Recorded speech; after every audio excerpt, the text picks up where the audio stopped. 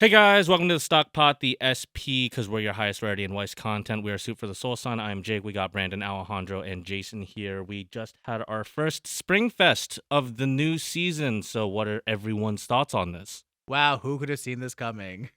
8 Chainsaw Men? I'm Nah, surprised. 8 choice. Oh Eight yeah, choice yeah, Quince. yeah. That made an appearance for the winning team, right? Yes, sure was. It was Ichika, Chainsaw Man, Seven Deadly Sins was the winning team. Ichika being up there, but sure, we have our Ichika. But the biggest thing I think is the takeaway is it was exactly as we thought it would be. Every team in top 8 had a Chainsaw Man. We had a lot of Chainsaw Man in the top 8. Surprisingly, I was just looking through.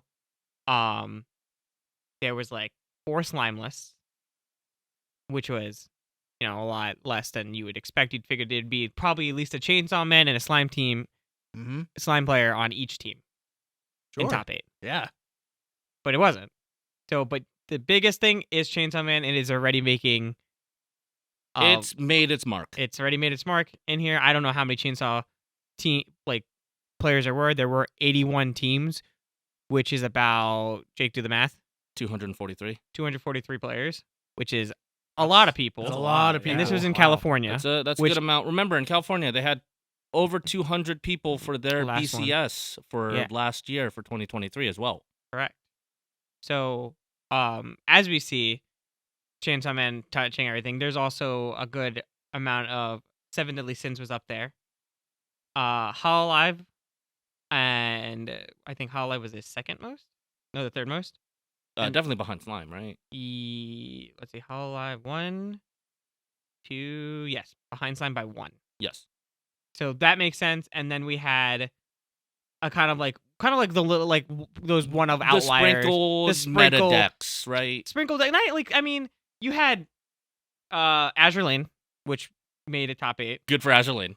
But that, I will say, listen, I think in his situation, he had the best situation in his life. He had to win probably at least only 50% of his games. That is a win for boats. His team was Chainsaw Man and Slime. So he had a good team to go with. Once again, all of our lists and resources are coming from Weiss Tea Time. We could not do this analysis or commentary about this without them. So thank you to Weiss Tea Time again. Thank you, Weiss Tea Time. And then it honestly looks like top 8s for Springfest, as long as Slime and Chainsaw Man are both going to be legal, are going to be the most boring thing in the world. And Seven Deadly Sins. You will see a lot of that, too. Seven Deadly Sins is there. Hololive. But, I think it's, that third deck that people can slot in that is going to win half of its games. But you have 2 other teammates that are going to win 70 to 80% of their games.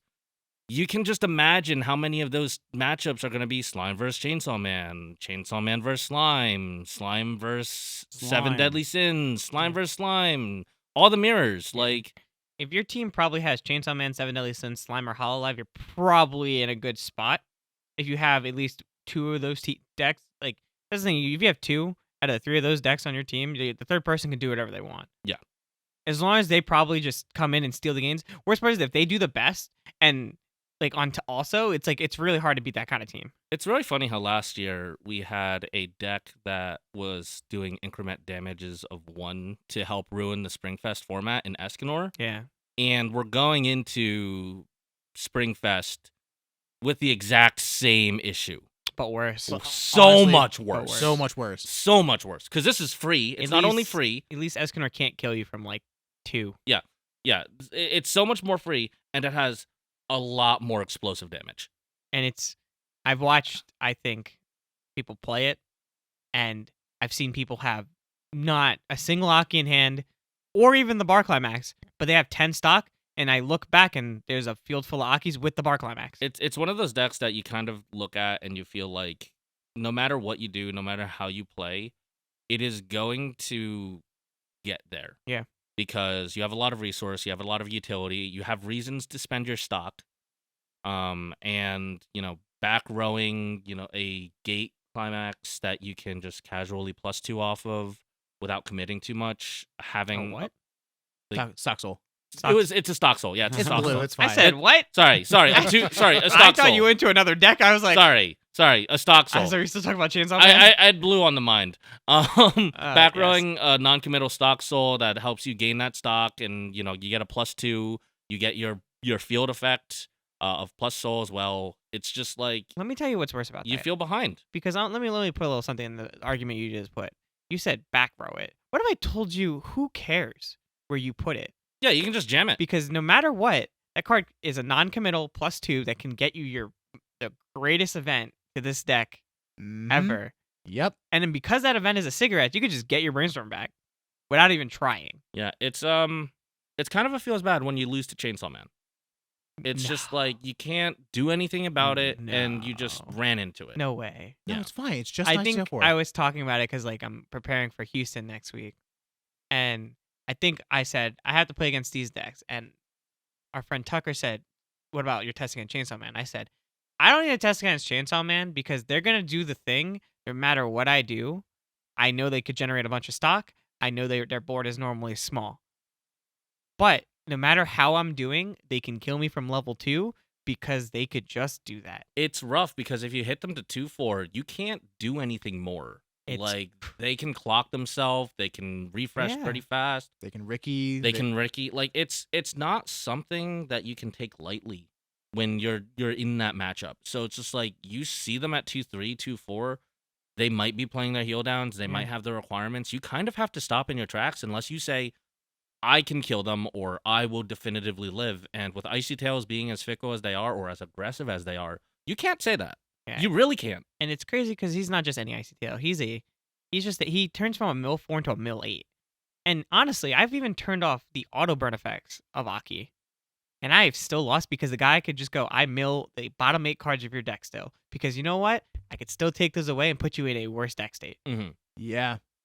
Honestly. Because that's just how it is. I think one game, I had 9 cards in deck. I turned off the auto damage. I had 10 cards in deck, turned off the auto damage. He milled 8, was still able to pull the last 2 climaxes out of my deck. Yeah, and not only that, if you see it on the first one, you can stack the triggers, so your next Aki is an Icy Tail 11. Yeah, it's just crazy. Which you think about that logistically. You just set it up. You think about that logistically, it's like we've seen cards that mill through a lot of damage first. We've seen cards that mill through a lot of deck as well.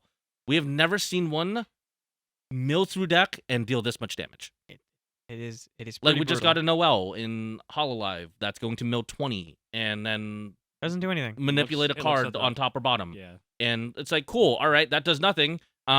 It forces refresh most likely, hopefully. And it doesn't deal damage. But this logistically, you look at the bottom up to 11 off one Aki. It's really frustrating to lose the Chainsaw Man. Like, listen, I think the set's cool. I think there are cool combos. I think the thing is like, but the problem is I look through these gosh darn decks and I see no John Chainsaw. Instead, I have to look at Aki John Chainsaw and watch him mill me 8, and I die from 2/2. Like I've heard the sentiment of people saying when they faced you, I got sunshined. Yeah. And where they're at 2/3, 2/4, they just died because because Yo's a crackhead. You could just do that much damage. Yeah. But like at least then you're doing it off the top of the deck. It's still like random damage. Like remember, the problem is Yo is still random damage. There's still deal 2s, it's all, 3s. It's manipulated by the top of your deck. Aki goes, bro, we could find the damage. Watch me do it. Like that is the crazy part. Because there's always another thing. Like I love Icy Tails since like for a lot of this part of this game. Not a lot of people liked it until Aki existed because Icy Tails were very, very random. You couldn't do it if your opponent had a poor deck state because you know what? Why would you do it? Why would you do it? Icy Tails were really good. That's why like people played Icy Tails as off finishers. But now you bring this Icy Tail that mills 8, it deals incremental 1s, and it just can confirm the Icy Tail, which is the worst part. It confirms it. And that's why this card is crazy. Because confirming an Icy Tail is probably the strongest thing in the deck. Yeah. So, getting down from our Aki soapbox, let's talk about the other problem child. Before we move on, I do want to say congrats to all the people, though, that got top 8. Like, congrats to them. Yeah, obviously, it's well-deserved. Well deserved. You guys did great. The first and second did both have a quince list. That is great. That is nice. Yeah, let's go. Ichika and Nino made top. I'm glad to see Hendrickson is making a lot more noise than he was when he first came out. Never would have thought. No one would ever thought this. No one guessed. No one could have Some ever Henny foreseen this. Will be the reason. They needed a level 0 Anything that is plus possible? 2. Anything is Oh, possible. no. No, I cannot believe you. Man. That's gonna be the title of the podcast Oh, now. Anything is Brandon, possible. Brandon, you gotta hand over that 7 deadly Bro, stuff. but I'm also, about did to- you I'm know about to they play played it. Bremerton? The Agiline deck. Did you not know that? They played Bremerton. Bremerton Shinano. That's the. What? I don't want to talk about the other card, but So Gate Bar. yes, Yeah, and the finisher okay. that I have strong words for. But that's Did because they of play? I'm Oh. assuming they played Cats as well. yeah, they played Well, cats. obviously. No, This is- You know what? Hey, not the time and place. I know. That's why I said we're not gonna talk not the time and about. place. I love that finisher, but Bremerton is a pretty cool. But as Jake was saying, we're gonna be She's moving really cool. on to the next big issue. Oh yeah, buddy. Yeah. Why are you licking your lips? Listen, a lot of Why are you licking your lips? boats are cool. Yeah, boats are Yeah. cool. That one But- specifically though is pretty cool. Like, Her SP Got is it. very, very cool. yeah. Got could it. say. Move on. Where is that SP to this day? Man, I could have had one. Anyway. Slime! Slime. They thought they could kill it, but it came back for Worlds, and it came back for the first Springfest. and it's Yeah, it's still still good. really They- good. they- kind of counted them out for about 2 minutes. I'll tell you right now, guys, Jake, have fun playing Shuna while it lasts. Oh, Yeah, man. there's they- no way. Oh, this See, is all the way. Springfests I'm attending are in May or after, so Yeah. I don't think I get to You play might her not in the have the chance. Springfest. Welcome to my life when I got Kage, you know? So it's one of those things where it's just like, we look at Slime, it's a very powerful deck still. Very powerful deck. Mirren seems to be the issue.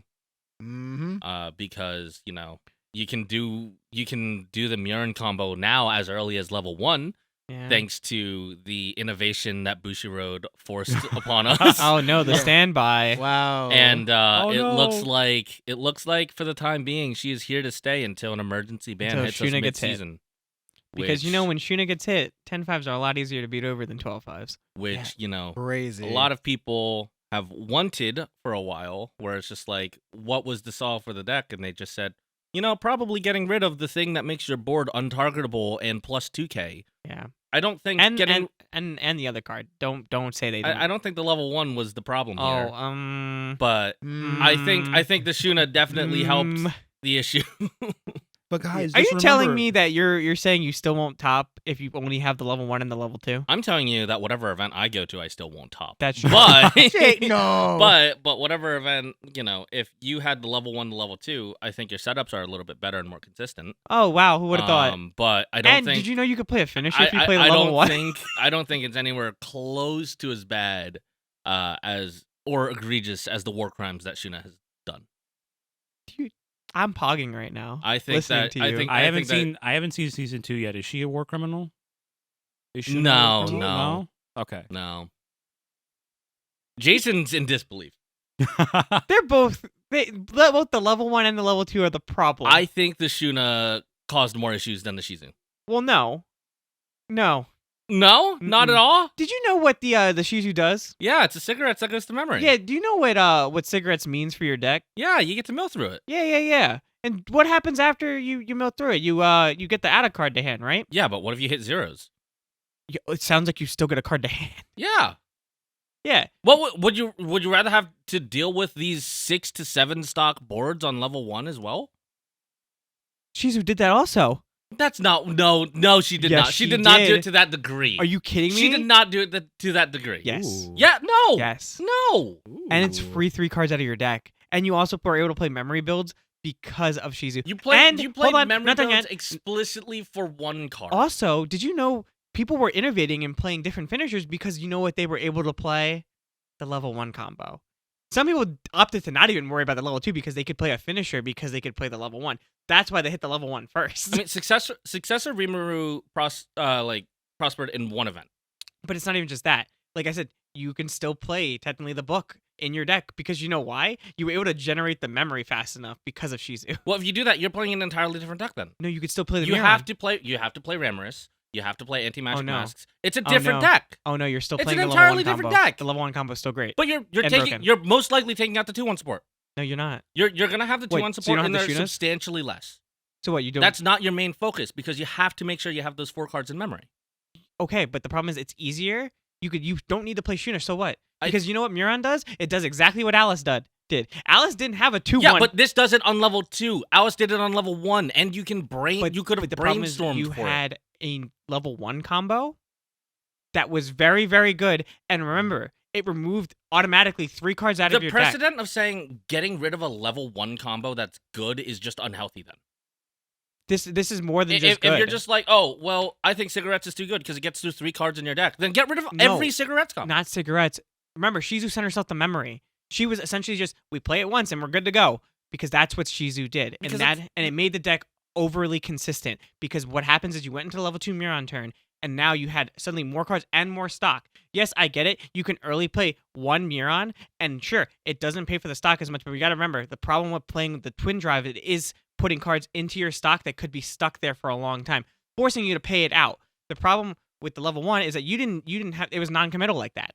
But the level 1 combo still given to you, still gets through at least 2 cards in your deck, and is still ignorant enough that you can just say, I have a bunch of stock, so I don't have to care what I'm doing. But the thing is also, if your Twin Drives don't hit that extra standby, you're not in such a great state as it was playing 8 pants. It doesn't matter. You still get 1 out early, so you're setting up for level 2 anyway. But the problem, like I said, is that you're not playing 8 pants, and getting the consistent combo was the problem. I really hope people can hear this and understand that. That is why the level 1 was hit. I think you're just wrong on this. They're getting so heated. And I'm probably still just annoyed about the ban from Slime from November. Because Angie. Jake's just a slime apologist, the thing is, I've seen if you don't get lucky on the standbys, you're not in such a great state. You're still pretty good because you have at least one of your 2 but so does every standby deck have that thing. So does every standby deck. If that was the case, every standby deck was really good, right? Almost every standby deck has been really good. Right, but the problem is, you know why 8 pants was was better than the standby pants version? Because one, you had a level 1 combo that was very good. You were a 1k1 deck that can push through the level 1s, and you had the Miron on level 2. Like we said about that deck as being a full 8-gate build, was because the deck had good cards all around. Yes. Was it's just more consistent. Yeah. The standby variant, as we've said this, I have said this multiple times, Right. has a much higher ceiling of just sacking the game even more. Yeah, sure, sacking the game, but you see what I mean? Sacking the game. You didn't have to worry about sacking the game if you were just able to do it.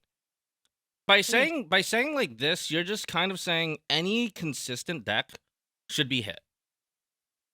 The problem with Shizu, right? She was consistent and she removed herself from the deck. Tell me what other level 1 combo does that. I'm thinking. Tell me. Why are you pointing to yourself? I'm just wondering if it was me. No, you do not. And that's the problem.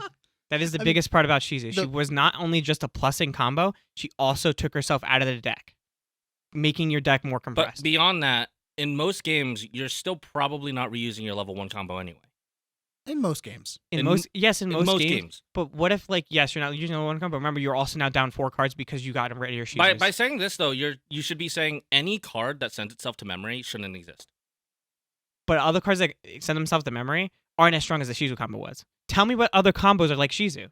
That's what I'm waiting for. Yeah, the closest one I could think of is the Vampire Bride from Overlord. I can't remember her name. But she puts herself back. She doesn't remove herself from the deck. That's true. She's a time machine. So you think anything that is good that sends itself to memory should just immediately be axed? Shizu specifically is also a level 1 combo. That is what I'm trying to say. She was able a big plus and trigger and then removed herself from the game like that. If she straight up said search your deck for a card or straight up get anything back from the waiting room, I'd agree with you outright because then she's guaranteed to get whatever value you need. But because it's on the cigarettes, you're putting it on the chance of it being a quote-unquote dud. But it gets through the other thing is the deck speed is just enough. I've seen that deck get played. I'm not saying other level 1 combos need to get banned. The problem is the reason why this got banned is because of its consistency with Miron. And the fact it's also a level 1 combo that removed itself from the deck and without you having to worry about it. Exactly. Yes, other memory decks exist. I mean, some memory decks have been hit before. I've seen Saigano got hyped in Japan because its memories was crazy. Slime was the next big thing. Slime got hit because its memory combo was way too strong. I'm just going to have to disagree with you on this one. I think that they just hit the most powerful deck because they wanted to try to cripple it. No, I don't think so at all. I think that the hit was smart. But regardless, moving on, Slime has proven to be another issue going into Springfest. Yeah. So the fact that realistically the actual usage percentage really didn't go down like much at all, and the fact that it had a 50% conversion rate for top 8 in represented top 8. Represented top 8. Yeah. We don't know about conversion rate. We don't know all Slime teams. decks were below top 3. Okay. So like, is the fact that it's still topping and it's still going to probably keep topping. We know that Bushiroad did say they're going to keep an eye on it. Hopefully something. They're probably just going to put the Shuna on there too with the other 2 bands. Yeah, they're gonna probably either add the Shuna or the Mirren on there, whatever removes it, because like Shuna just as a board buff is whatever. Because you have other cards that give plus X to level. It's the hexproof or that whatever. Shuna gives is the problem. But you need both in your back row to do it. Shuna is most likely going to be put on there, but I could see it being the Mirren for them wanting the Shunas to still be around for some reason. I don't know. Well, you can't give hexproof, I think, if it doesn't have the Mirren. Yeah, exactly. That's why that's why I said if you put Shuna just there as a board buff, it's whatever. Yeah. So like looking at the rest of top 8, just seeing how obviously Chainsaw Man, that's gonna be a problem. Slime more likely will continue being a problem. Everything else seems kind of evenly spread just from the initial look. There's not too many spaces left. There's really not that many spaces. You're absolutely right. There's not that many spaces left. I do have to put the point is one of the Slime decks was not a Mirren deck. Oh no, because it was 8 standby. It was 8 standby. That's correct. Good for him. Yeah, exactly. Very good. Good for Millum as well. But that also brings up the point because I know from last Springfest into BCS last year and going into Worlds, we kept thinking, okay, like these are gonna be the meta decks to look out for. And now, like the meta, we have a whole video about it. Yeah. Oh man. Yeah. If you haven't seen our video, definitely go check it out because it's outdated. It's outdated for sure, but like we might. It's super outdated. Yeah, we have to think about making another update for later this year, but that's a different talk for a different video. But the fact of the matter is that there are decks that we thought would be in top 8, or at least represented, that just aren't there. Like Overlord is completely vacant; it's just not there. And then I also thought that at least there'd be one Spy Family. Maybe I wasn't gonna have high hopes for it, but I thought there'd be one. But I'm like, oh, there's also just 0. The path for innovation for Springfest, I believe, is blocked by Aki. Honestly, hard agree. It's the fact that like this is following the same suit of almost exactly a year ago now about Alice. Like, if you could play a different deck, why not just play Alice? Because there's no reason not to. And it's like, since Aki's unbanned, like there's no reason not to. Like if you want to top, you just play the deck. And it's like, sure, you can still do well. Like we've seen like Azure Lane, a 1-of. We've seen Avatar again getting 3rd place at another event. But granted, it's only one. It's the same deck. But like, why would you bother playing these when you could just play Chainsaw Man? Not taking away from the people who didn't play. Like not taking away from the Azure Lane player who topped. Not taking away from the Bang Dream player that played Nanamichi too. Not taken away from the Oski Polka. Like, not taken away from these other things, but, like, when I look at your team and I see you had Chainsaw Man and Hololive in some form, you probably, like, were like, my deck choice is a lot looser because I have 2 strong decks already on my team. Mm-hmm. And that's just what happened. Because you know what? If you go 0-6 and your team goes 6-0, it doesn't matter. Your team is undefeated. Yeah, you could lose every single game on a team for your Springfest, but as long as your teammates rake, all you have to do is win your finals match, and you win.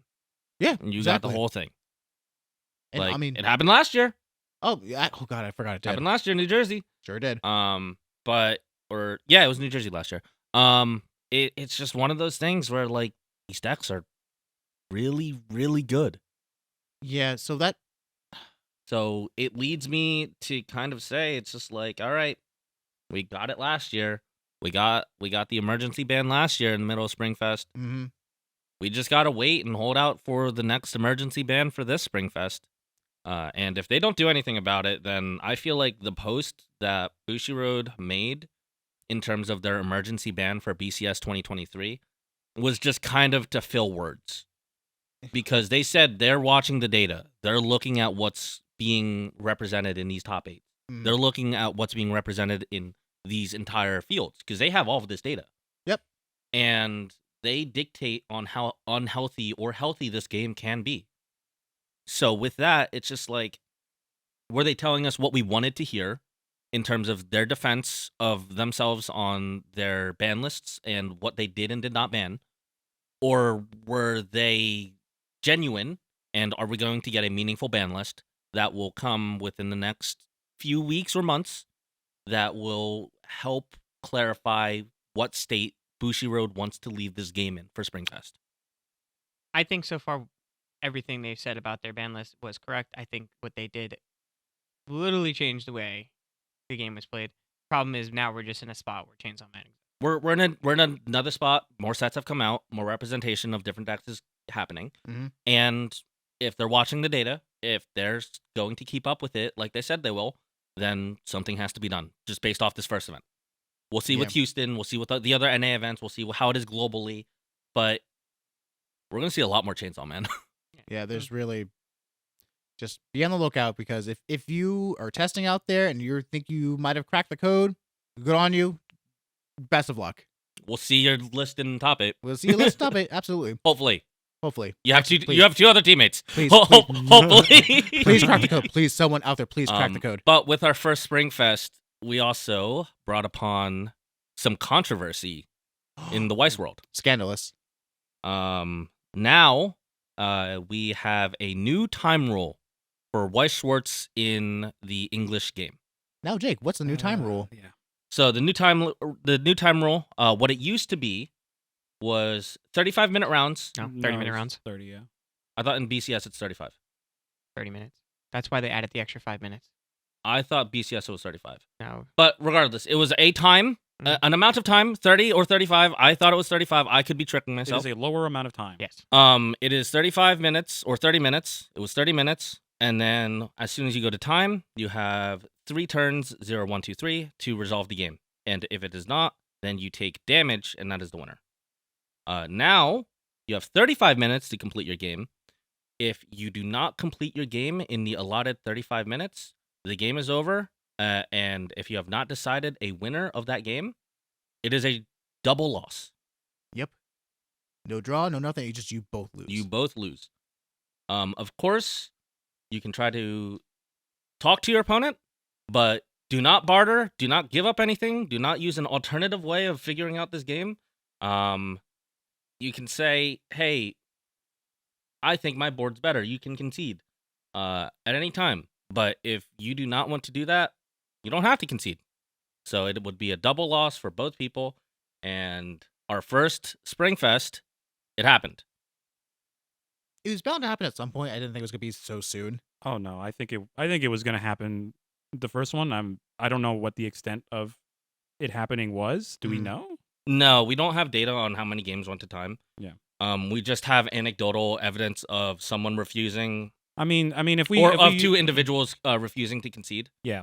And both of those teams missed out on top 8 because both teams got a loss for that round. Yeah. So I mean, if we like look back at previous events that we've gone to, we can kind of guess around like a percentage of games that may have gone into time. Probably like 10% or something. Yeah, like you could that. probably guess, right? And in a room full of like Tucker's half of them, by the way. Yeah, Tucker is definitely half of them. Like, this is like the second stock pot in a row we've called him out on it, I think. Yeah, no, Tucker runs into slow players. But it's we could probably guess like how many people, and again like in a room with that many people, roughly 243 people. Yeah.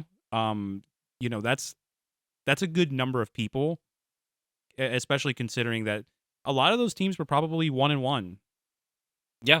A lot of those teams were probably 1-1, and that game would have decided. Well, when you're going to time, it's like almost all of your games are probably 1-1. Yeah, exactly. Like, it's either because like it's like you're either as soon as someone gets the win, you pack up and go. Like it could be like, oh, you can finish playing out, but like if like for me, you, and Jason, if we got our 2 wins, it's like, yeah, all right, we're done, we're leaving. Like you can finish the game, I don't care. I'm gonna go stand outside and drink some water though, because it is warm in this convention center, and I'm wearing a hoodie in 70 degree weather for some reason. Yeah, like It is Smart guy Jake. Yeah, super smart of me. But like, it's weird.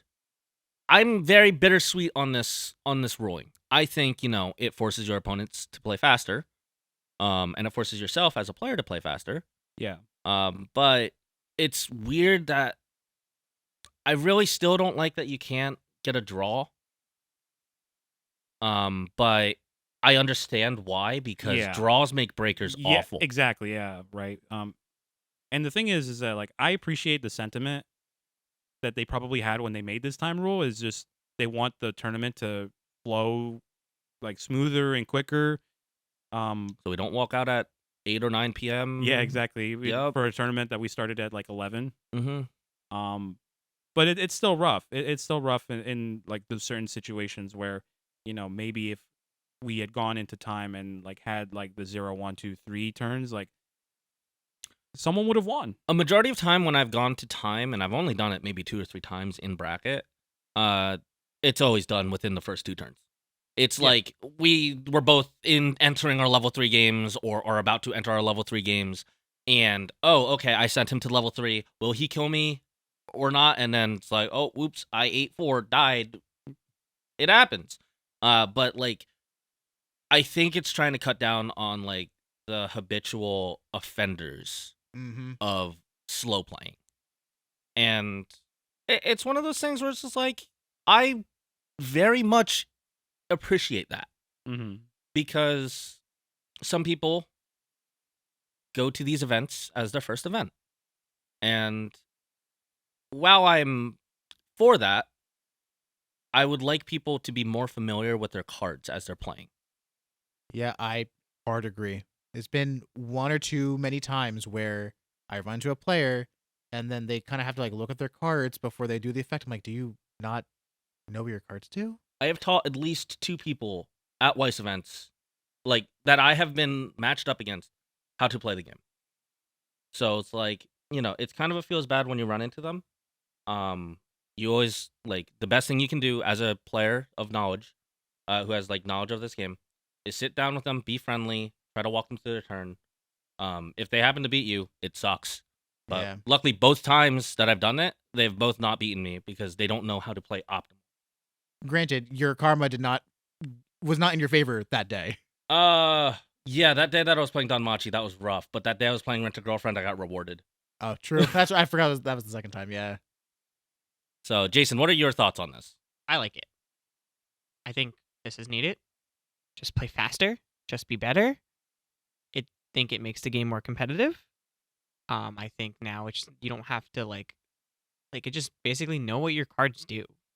Like now it's like you're going to this thing, you should know what your cards do. If you don't, why did you come with what you have? Like there's free fight. Like you can don't participate. Like I'm not saying like you shouldn't. Like I want people playing this game, but it's going to become a more competitive environment because now people don't want to just get a loss because they spent time teaching someone how to play.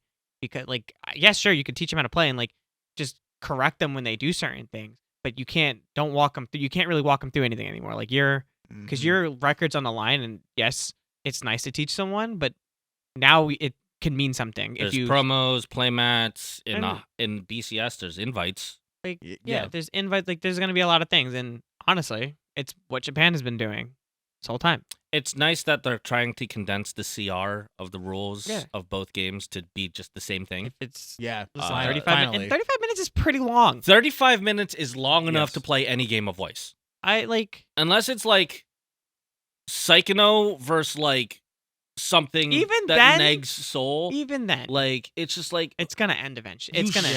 You shouldn't take that long to finish a game. No matter what. And I get it. Some teams did not have taken the double loss. I know there will be alternate ways to decide a winner. Like sometimes, like if you find a way, good. Yeah. And honestly, sometimes it's better that way. Like I'm kind of in the boat of just like I will not willingly give up the win. Oh, you should never willingly give up the win. Like if you're in that double draw, I will never willingly give it up to someone else. I think the only time that's happening is if I'm so far behind where there's no way I should be winning this game unless like I go, well, there's that one. Or like we're in the 0-3 bracket. Like if I'm really gonna be like if I'm like the deciding team and I'm a level and a half behind, I'm not gonna be that guy to go, well, maybe there's a 1% chance you just ate 14 off the top, because you know what? That's I don't know if I agree with something like that. I can't judge people for also not wanting to give up the win as well. Yeah, of course. Because a win's a win. I'm the idiot or the meanie across the table doing the exact same thing. Where it's just like, I'm just gonna go, you can concede at any point. If you decide not to, we'll both get a loss here. I'm not going to concede, will you? Like if he says no, I won't concede. All right, that's it. We both get the double loss. Fair enough. If we're both 1-1, we'll sign the slip. We'll shake hands and walk away. Good luck. Good luck next round. Yeah. But like I'm too competitive of a person in bracket where I'm just gonna say, I'm not gonna give up this win, or I'm not gonna give up what I think I can win. So it's like if they are also in the same boat, so be it. I think that's the most you can do as a player. Yeah. Mm-hmm. I'm not gonna barter. I'm not gonna offer anything. Because that's not allowed in any card game or any bracket. Nope. So don't do that. Like, do not offer anything or try to barter or try to manipulate. I don't want to endorse using any alternative ways of resolving the game. We're all good boys, remember. I'm just going to say you should. I think I'm ahead. They just need to know. But not even that point. Basically, they just need to know that if there's a winner when they come over, there's a winner. But that's if you're in this spot, that means something probably went wrong in your game that you went really long, because 35 minutes is more than enough time. Yeah, just read your cards, know your cards, don't play fast because that's usually bad. Play efficiently, because remember, you probably spent time and money to get here, so don't waste it. Yeah. Like I don't want to end a bracket because I'm in the X1 bracket and my team's 1-1 and I have been in I just hit time and both of us refused to concede. So now we're in the X2 bracket and chances are very meek to get to that top 8. Yeah. Mm-hmm. Like, I never want to end a bracket. I'm sure no one wants to end a bracket like that. So the best way to mitigate that is finishing in 35 minutes. Carmen from Strictly Broken, Bean Wolf, made a post. Just if any of you want to go on Twitter and take a look at that, he just basically gave some tips on how to make sure, for new players especially, they're good tips, to stay within that 35-minute realm. Some of them are along the lines of like, make sure you know how your deck works. It's probably the biggest one. The biggest one. Like, if you don't know how your deck works, there's a problem. Basically, always announcing what you're doing just so the opponent doesn't ask many questions, because sometimes those interactions could be very lengthy. Mm-hmm. The bigger one, I think I was pretty interesting, but I don't realize I do it, but is the not calculating your power, because he's like, most of your deck is going to have the same power threshold no matter what. And like, I think you should know like what effects exceed certain thresholds.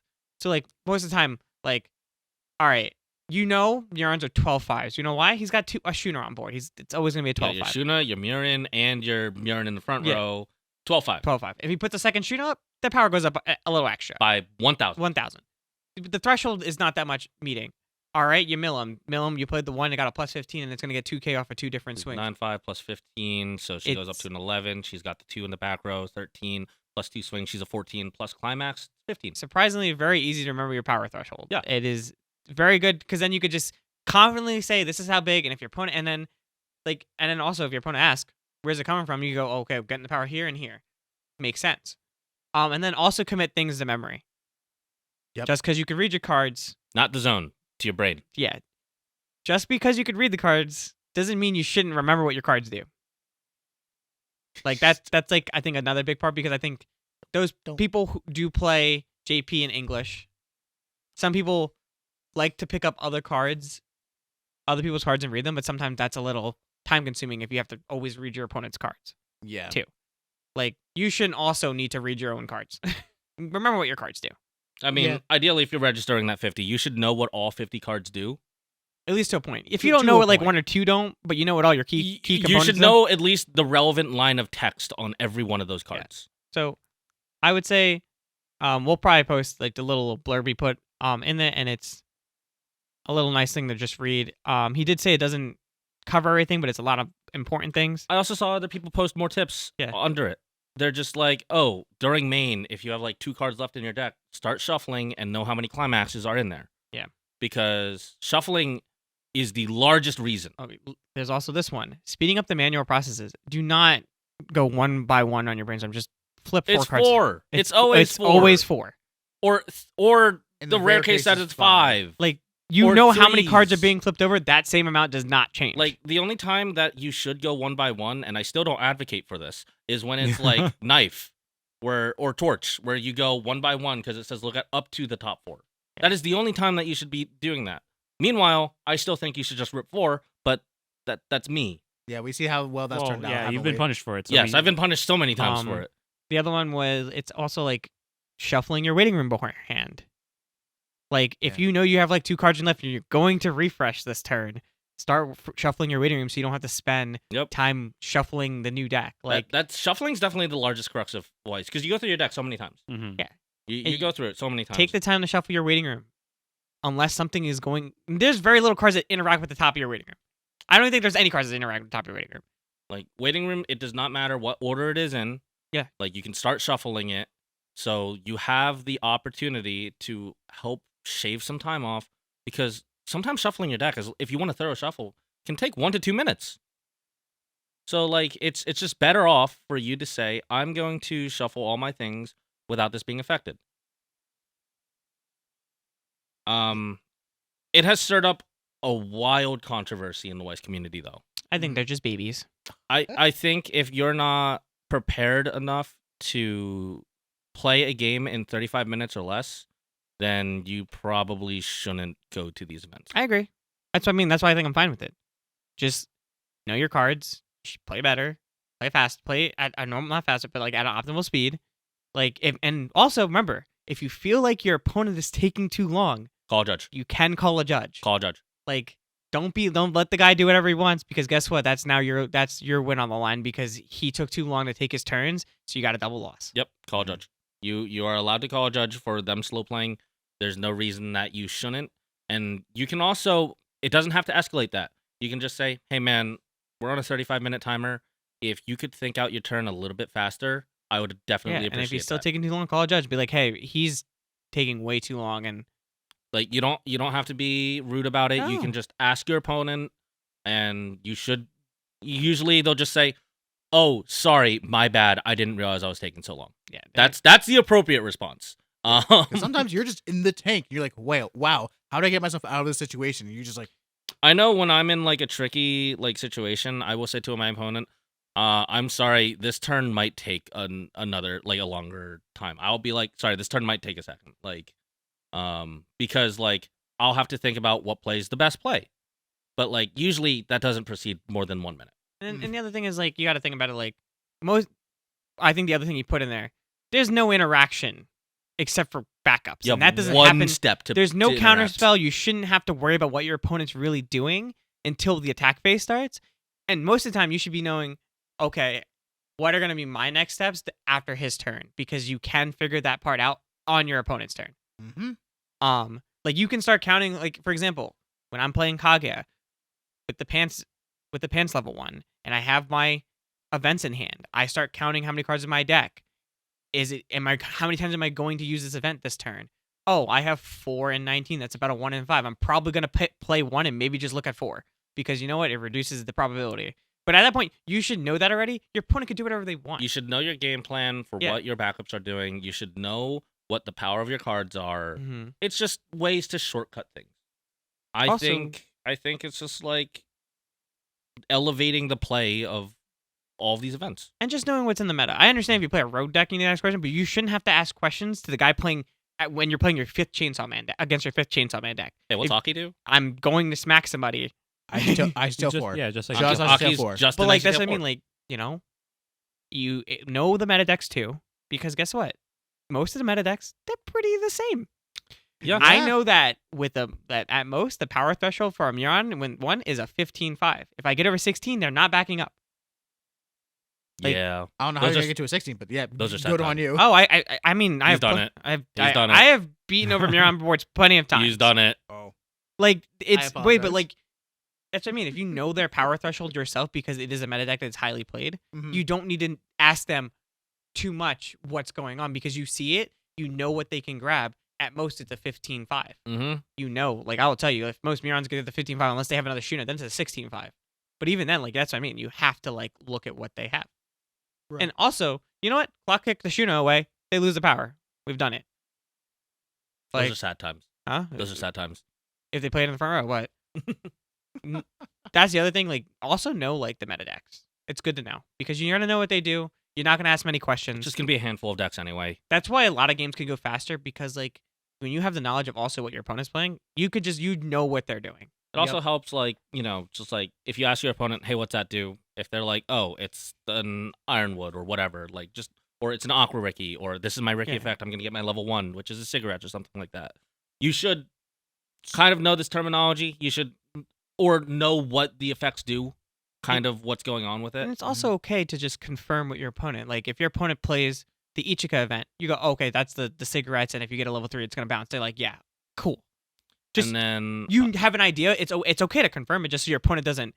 another way to lambast you with shortcut is something. like, if I'm unfamiliar with something, as soon as I see a finisher that I don't know what it does, I go, can I read that level 3? And since you're doing it at level 0, you don't have to think about it at level 3. You're like, oh, this is what this card's doing, or this is the game plan that this person is trying to do across from me. So, right, asking questions, but knowing the cards. Like, remember, like, you're not allowed to talk to your teammates, but you are definitely allowed to talk to the person that's across from you. That'd be weird if you couldn't. Yeah. Just Weiss in silence. You just hear cards flicking. You just point and you go 3, like with your fingers, just gesturing 3. Right. But yeah, Like- so So much cheating would happen. Oh my So much. goodness. that's that. That's kind of with it. I think you know, after 2 or 3 events, people are just kind of gonna get used to We're it. gonna have a lot of Springfest. We have one coming up this week. Yeah. UK, London.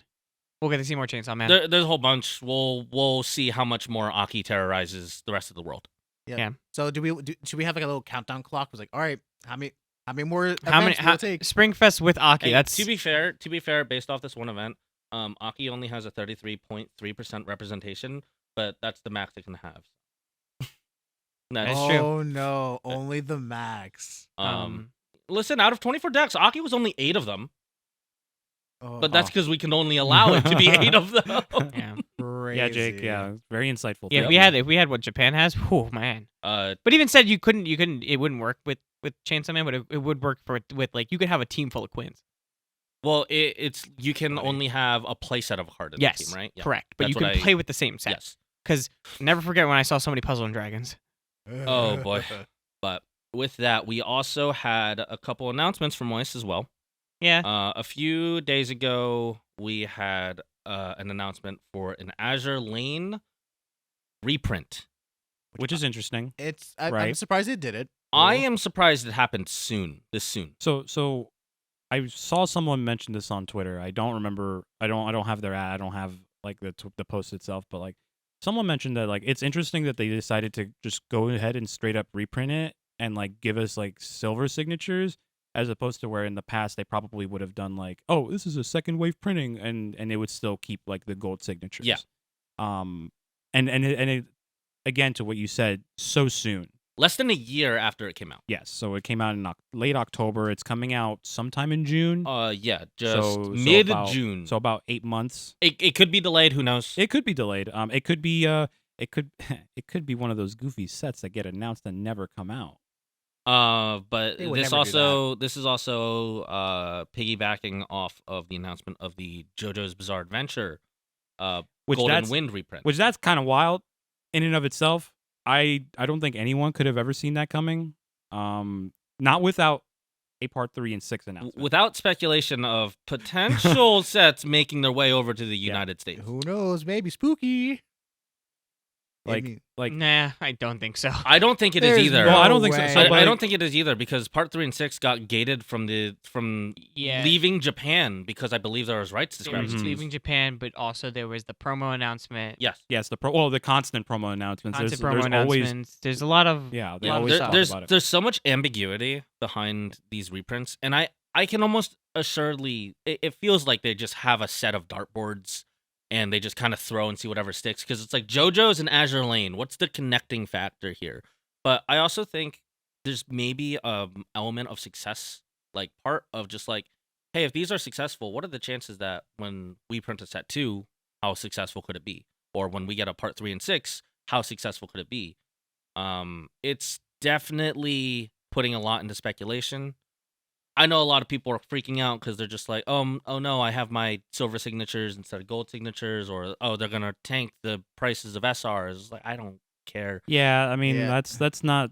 taking the price of SRs. Azure Lane, aside from like a handful of cards, all of the SRs were dollars or pennies. I think Yeah. like It's the trial deck triple rares. It's the trial deck triple rares, but they're not reprinting those. it comes down to a fact. I think that it's like JoJo's is a set that no matter what, you can't even find a booster box for a reasonable price. No, absolutely not. They might do Persona. Persona may never get the a reprint new, but they might just do it because you know what? People want to play it, and it's impossible to find a Persona 5 playset. Well, yeah. So that's what I was gonna say with like JoJo's. Like JoJo's, even from like the release of Part 5, has just gotten more popular. Yes. Right. Like it's just the growth of the popularity for JoJo's has just gone up so much ever since.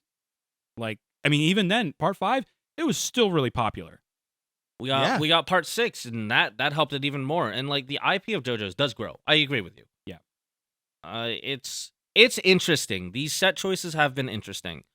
I think they see moderate success with these because some people will go, "Oh, I kind of want a case with this." With JoJo's, do we know how they're reprinting it? Is it going to be in the 16-box format? Yes. It probably would be in the format because in which it was that it was originally released. printed. Well, you got to think about it because remember they did Bunny Girl. Bunny Girl was also in the 16-box format. Okay. AOT was also like that. I think So they're doing this because cards are expensive and they're probably just trying to make the single market better. Listen, I mean, also they probably got some sort of data that indicates that hey, if we release this would probably like do really well. Like there's so much behind the scenes we don't know. Yeah. Like there's no way they would throw out a JoJo's reprint without having any clue on how it would do. Maybe they're just maybe Araki was just like, "Yo, can you help us out? I I can't find these Diablos." He's like, bro, I just want my English SPs. I know those are expensive, but it's like I think it's like you also gotta realize they gotta put silver signatures on these cards. Sometimes silver signatures on certain cards do not work. Like I think about ReZero. Please don't put a silver signature on Amelia. Listen, you won't be able to see the. I think like Overlord, and I'm like Gold Albedo is so much better. But than you all Silver like Albedo. imagine putting a silver signature on Amelia. Where that card gonna be? Where's the signature at? You can't see it. You know why? It blends in with her gosh darn hair. Well, so the problem with the JoJo's one is that it's called Golden Wind. What do you mean? Like you use Silver Wind? It's not Silver Wind. It's not Silver Wind. It's not a Pokemon attack. Like hello. So it's. I mean, I am of the belief that some of the Azure Lane SPs are gonna look really nice in silver. I mean, I'm kind of just like more preferential to the gold embossed foiling treatment. Well, of course. I think it looks a lot better. I think the secrets are going to take a step back. Did they say that they were gonna? Because the signatures on the secrets are rainbow. I can imagine that they're going to be silver, Or they just aren't in the cases. or they could not be in the cases. Because that could be it too. They could take away the foiling process for the rainbows. They could just not because they only said SPs. Mm-hmm. Yeah. So they could again secrets. I can understand not putting in because hey, you should have gotten it on wave 1, buddy. What can I say? Like everything is just a 4 SP case instead. Like for example, if they had the reprint Bang Dream SSPs, I'd be so mad. I'd be so mad if they had to do it and not because again, Bang Dream SSPs are rainbow signatured. Mm-hmm. If they reprinted a case, but that's why they don't reprint Bang Dream cases because SPs are everywhere. Mm-hmm. Not SSPs though. No, they just give us new Bang Dream sets. That's instead. true. Mm-hmm. So it's interesting. And then off the ladder of the Azure Lane announcement, we also had our first telltale sign that Love Live is actually existing in English. Who would It's have not thought? the one we want, though. It's Love Live anniversary is August 2nd. Not the one. Listen, you take what you get. No, Yeah, Jason. Not the one we want. No. We're waiting on Miracle Live. He's waiting for the other one. Miracle Live is and the more then important he's one. waiting for the flood of Love Live, hopefully to come after. That would be really nice. We were looking at the cards the other day, and I was like, it is nice to have, like, I will say, like, updated arts of cards that were in older sets, like being able to see that Rico, but like in a much better format, and other cards is just very nice. There are some cards that are questionable still. But there's, because I think they also I was looking at, because I think there's a Yo free fresh that was from like set 2 that we never got. I think so. I'd have to take a look, but it was a pay 2 free, refresh, I'm pretty sure. Yeah. Sure. So there's things for us to be excited about in Weiss right now. So like, well, things for Jason to be excited about. There's nothing to be excited about. I have to look at Aki. It's not exciting. Sure, listen. Who cares how many sets come out? Because you know what? You know what you still got to look at across the table? You got to play against Chainsaw a Man. Chainsaw Man. I mean, but you could say that. Well, not about, not a Chainsaw Man, because that's not what they play. Yeah, not John Chainsaw. Not John Chainsaw. Not John Chainsaw. And I mean, but you could say that the same about like every other format we've gone through, right? Like it was at one point it was Marine, and then it was Alice, and then it was. I mean, again, there was not, Nino. But I think it's not to the extent of Aki, but like every competitive season we go through, it's gonna be something similar. I guess it's just because the other competitive seasons, like, this is just a deck that it feels like helpless. Well, again, yeah, like I said, it is not to the same extent. Yeah, but that's what I mean. Like, of course, yeah, we've had the same thing, but I think this is just like a feeling of helplessness. Like, I got this cool set. I can't wait. Man. I feel like it was all the same like talk when we were talking about Gooba a couple months back. It was just like, but then we went through it and we didn't see it. Yeah, so exactly. It's wild. So again, it's a wildly different. Yeah, that's game now. That's so like I understand where you're coming from, but at the same time to say that, hey, I gotta sit across from Monaki, it's just like, yeah, I mean, sure, but like, I don't think that's the worst thing that possibly happened. I mean, they're gonna it is. They're gonna listen. I've played against it. I mean, again, I understand that it's a problem, but again, I think that eventually, if Bushiroad is cool, yeah, eventually they're gonna get rid of it, right? Sure, but I'm gonna be like, until that happens, wow, this is miserable. But like, I don't know. Thinking that way is so lame. I think it's just lame. It's lame. I agree. It is pretty miserable. I agree. Playing against it is super lame as well. But it's like that. I feel like that sort of mindset is just. It's weird that Free Fresh actively makes your deck worse against Aki. Well, it's just like, again, like it. You know, you're like, man, I'm having a great game, and then this man literally smacks you from 2-3 to dead. Really consistently, like more consistent than I've ever seen before. Yeah. And again, I understand that. I get that, and like I completely agree with you that does not feel great. Yeah. So I can be miserable about it. But like keeping that mindset is just I don't think it's great for playing this game. Mm-hmm. I think you kind of have to have some sort of positive outlook. It's Springfest. You're allowed to take these events a little bit more casually. Springfest.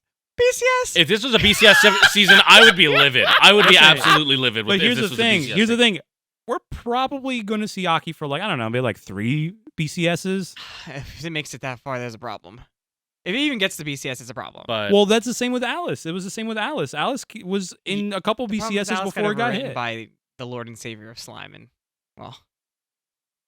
So you're saying a new evil has to come to get rid of Aki? Yeah. Oh boy. But right now, we say that about everything. We say that about everything. Yeah, new evil. You gotta have a new evil. You have to be miserable about some evil all the time. Listen, you gotta understand. We're playing Weiss Schwarz. We need something to complain about. Yeah, exactly. But we wouldn't be here if we didn't. But with that, I think that about wraps things up today. I'm trying to think about what would like take over for Aki. Cause like I think that's all we got today. Cause like in Japan, like so there's thanks for watching, guys. Thanks for watching, guys. And we'll see you next time. Peace out. It's actually a really interesting thing to think about. We don't even have to decide. What worse can it get? Yeah, truly, how worse could it get? That's what I'm saying. Hey guys, thanks for watching this episode of The Stockpot. We have plenty more content on the way, so if you want to see more Weiss content, please make sure to like and subscribe. If you see us at a Springfest, feel free to say hi. Once again, thanks for watching. We'll see you next time.